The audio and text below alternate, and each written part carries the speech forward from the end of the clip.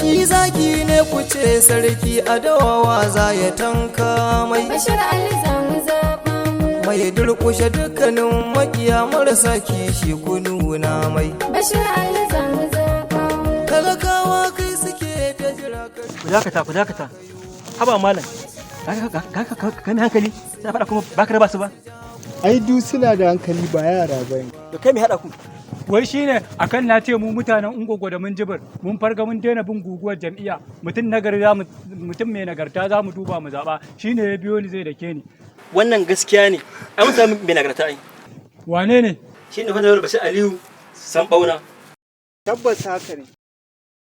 Ino ne ya fito takarar ɗan majalisar Ungogo da Mujibir a jam'iyyar PDP mai alama lema 2023. Wannan haka yake.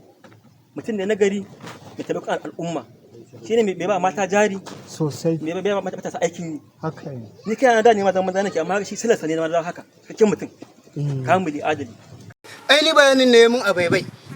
Saboda haka Bashir Aliyu Sambauna mutum ne mai taimakon Islamiyya, mutum ne mai gina kwalbati, mutum ne kuma mai gyaran taransoma, sannan mutum ne mai ba da ɗirka-ɗirkan shanu na layya.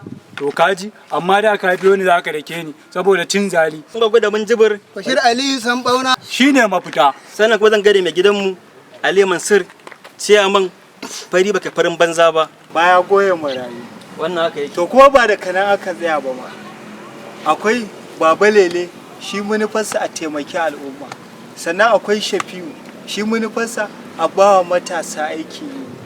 Akwai kuma Abu Monita shi manufarsa a bawa mata tallafi. Shi kuma Ira Sarki a taimaki marayu.